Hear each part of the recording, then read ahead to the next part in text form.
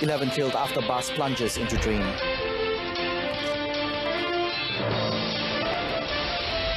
Ex-Dato Sri slapped with 68 more charges.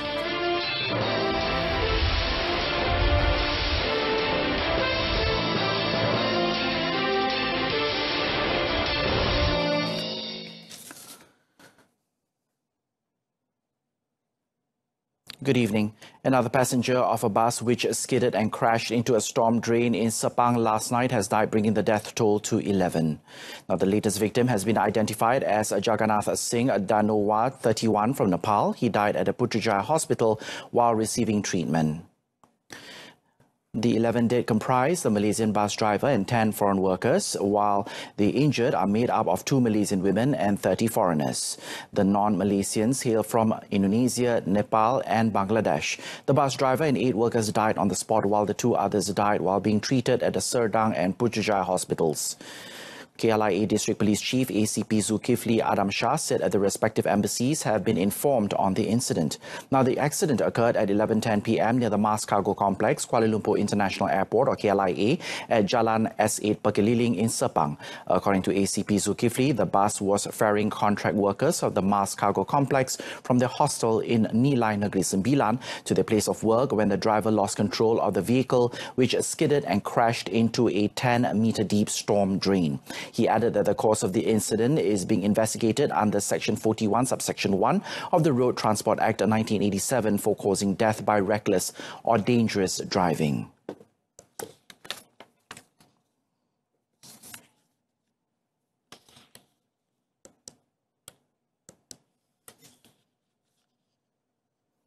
Two men believed to be members of a drug syndicate managed to escape the long arm of the law during an operation last Saturday. Marine Police PPM Region 2 Commander ACP Paul Q said the 2 suspects escaped into the mangrove area of Sungai Pulai, Pontian, by abandoning their boat and swimming to shore. ACPQ said the joint operation was conducted by the PPM Region 2 and Iskandar Putri Police on Saturday at around 6 p.m. Ketua Bot RH31 telah pun memberi arahan untuk berhenti, tetapi sampan itu telah cuba memecut, melarikan diri. Tapi sebelum itu kelihatan 2 kru dalam bot dan salah seorang kru telah mencampakkan sebuah beg warna hitam, iaitu yang ini, ke dalam sungai. He said this at the Iskandar Putri Police District Headquarters today. Police have seized 21,500 pills believed to be ecstasy.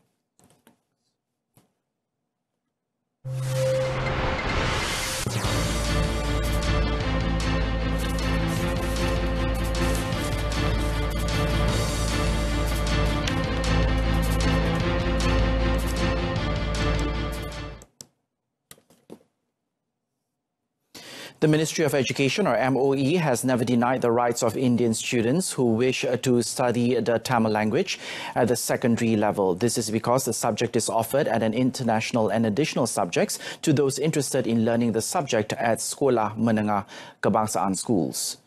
Now, MOE in a statement today said it has never implemented the policy of discriminating the teaching of any native language in the country's education system. However, it always ensures that it is implemented effectively. The policies enacted by MOE always ensure that all schools and pupils, regardless of school type and location, have the same opportunities and capabilities for excellence.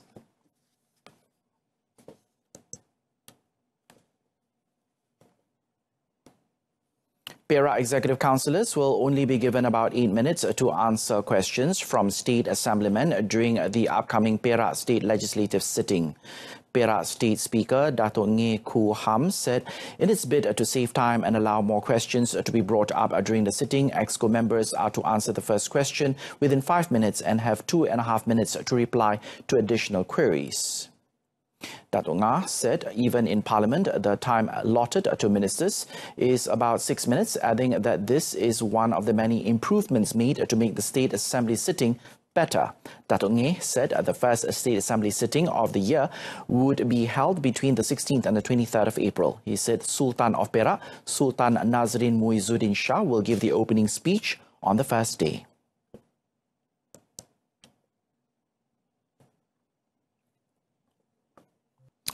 And back on the local front, now Kuala Lumpur police detained 2 individuals on suspicion of involvement in drug trafficking mixed in a flavoured beverage powder around the capital last Thursday.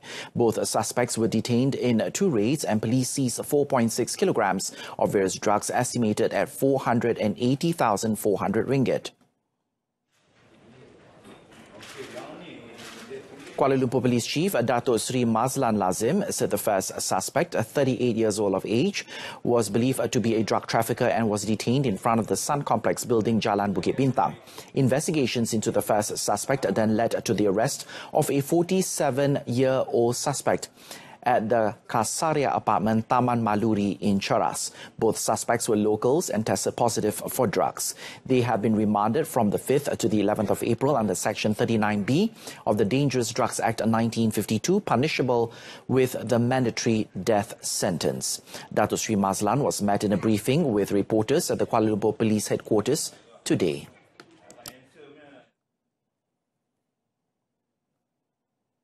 The Selangor Narcotics Criminal Investigation Department crippled a drug trafficking syndicate in a raid conducted at Bandar Baru Bangi on the 4th of April. State Police Chief Dato' Nur Azam Jamaluddin said 5 local individuals were arrested together with 5.075 kilograms of methamphetamine worth over 350,000 ringgit.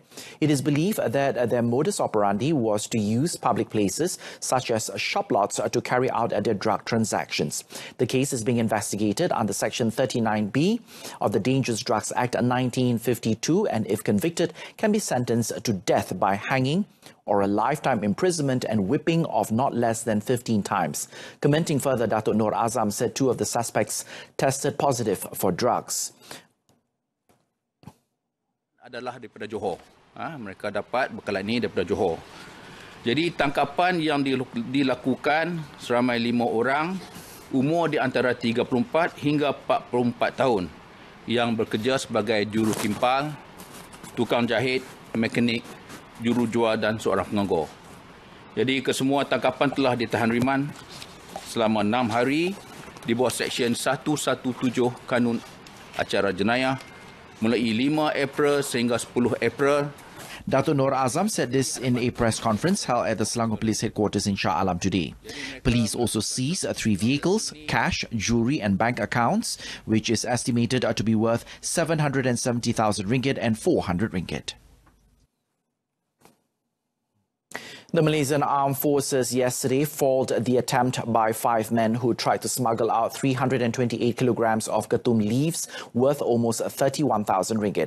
The Ketum leaves were seized by a team from the 4 Border Regiment in 2 separate operations conducted near the border at Padang Terap in Kedah. Now, 6th Brigade Commander Brigadier General Dato' Abdul Aziz Ismail said a team headed by Sergeant Sarman Muhammad bumped into 4 men riding motorcycles with 8 sacks and 2 transparent plastics at 7 a.m. yesterday. The suspects, however, dumped all the sacks containing 296 kilograms of Ketum leaves into the bush before trying to escape into the nearby forest area. All the men, believed to be locals, were riding motorcycles without a registration number. Meanwhile, in the second raid, authorities managed to seize 332 kilograms of Ketum leaves at 3 p.m. The suspect had tried to escape after realizing the presence of the team led by Corporal Rosli Ismail. Brigadier General Dato' Abdul Aziz did not rule out the possibility that the smugglers were waiting for the right time to smuggle out the Ketum leaves. All the Ketum leaves and motorcycles were sent to the Padang Terap District Police Headquarters for further action.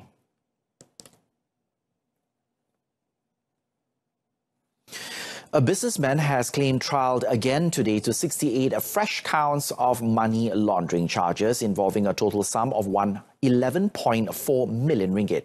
G. Ganaraja was slapped with 3 charges last week, was charged under Section 4, Subsection 1, Subsection B, under the Anti-Terrorism Financing and Proceeds or Unlawful Activities Act 2001. It carries a jail term of up to 15 years and a fine not less than 5 times the amount involved upon conviction.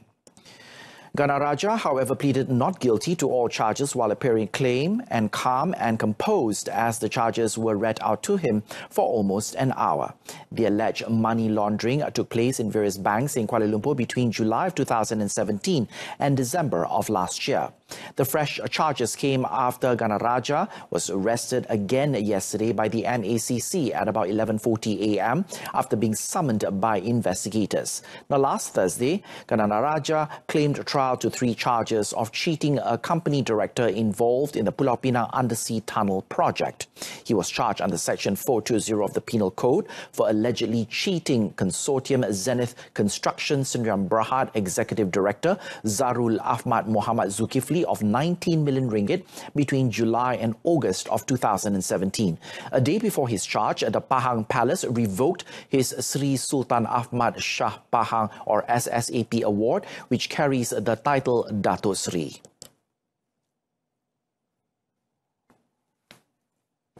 The Federal Territories Ministry will propose a new law on urban renewal to Parliament to facilitate the redevelopment of old buildings by the private sector. Its Minister Khalid Abdul Samad told the Dewan Rakyat today that at present the process is carried out only using guidelines under the Town and Country Planning Act 1976.